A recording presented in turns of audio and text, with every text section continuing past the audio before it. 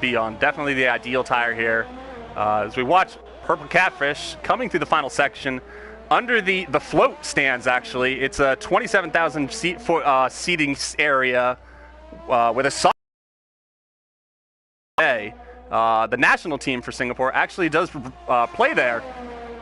But today, it's full of F1 fans.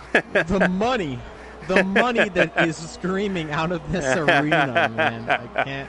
I just like. I just live in an apartment building, and I'm looking at this stuff like, oh my gosh, the millions of dollars that are just being flown around at this track. Purple Catfish is fastest on track of a 136.2, and I think we'll be seeing a time a little bit faster on in the session. Sohan has gone second fastest of 136.8 of his own. Pocket Dog was third fastest, now only fourth fastest as Owen Wilson sets a 137 flat almost by only 0.10 of a second slower than the flat time there of a 137.0. So flying.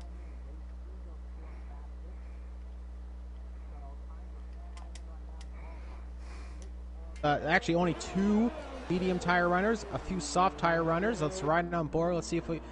Chief Chris is having an adventure in the off-road here, so hopefully he gets back on track. Ricky Starr is coming through the final sector. I believe he's going to be the last.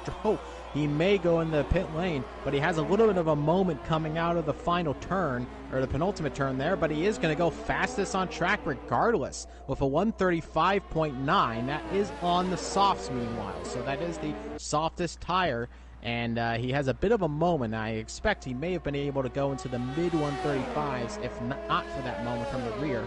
But Ricky Starr is fastest on track at the moment.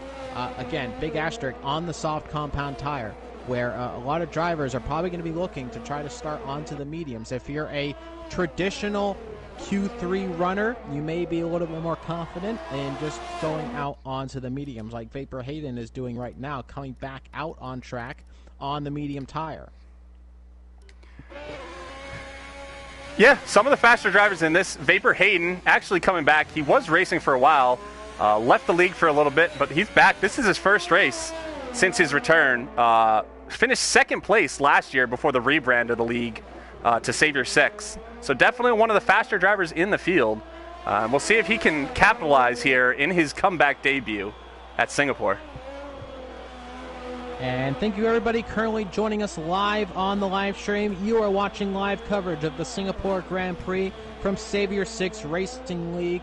If you enjoy the live stream, of course, you can leave a like on the live stream here. I'll be live streaming a couple Sundays and hopefully a couple Thursdays in the future if everything goes well. But if you enjoy, of course, myself, you can leave a like on the live stream and make sure to share the stream as well. Share it to your friends, share it to family if you want to. Get them in on the live stream and have them enjoy a little bit of action here in Singapore as Vapor Cobalt comes around the final turn to start a lap time in the Racing Point car as he's flying through the first couple of turns. He's on the medium compound tire. You can see the new tire right there, a little bit of shine on the outside of the tire, and I always enjoy that, like that very, very shiny new tire. I don't believe we'll be getting that in the new game. I didn't see the new tires being particularly shiny, but nonetheless, we'll see how Vapor Cobalt can do it. At the moment, he has set the fastest first sector here in the race. So let's see if he can go and set a fastest second sector in qualifying too. About 7.5 minutes left to go in the session, and it's going to be interesting to see, with a whole bunch of drivers without times, who's going to be making it in. Yeah, it seems to be the theme here today. Q1, it took over the lobby half the Q2 qualifying time to get a lap time on the board, and it seems the same thing here in Q2 here today. Not typically a track you'd expect a lot of invalidations with the walls right along the edges, but the drivers may be just waiting for the optimal conditions before they go out and do their medium tire run.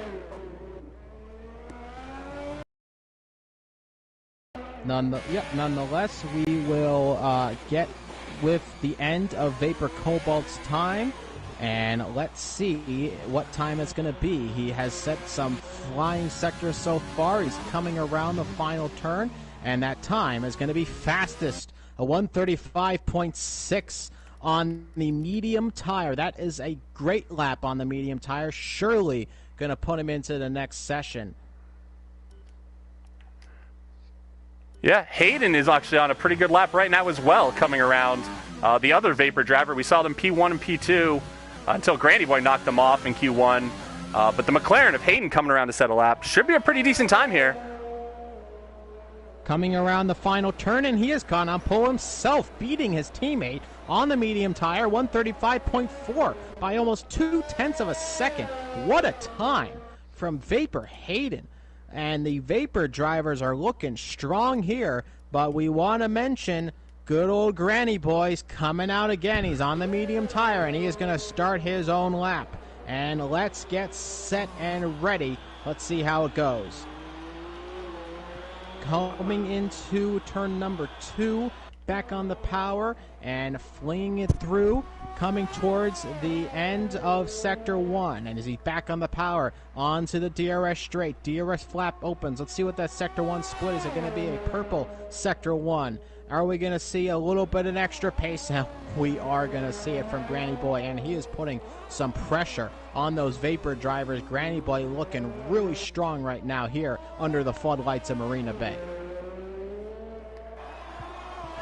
Yeah, this pace, you can just see it's like almost like a whole nother level watching him go. Definitely pushes the corner every single time.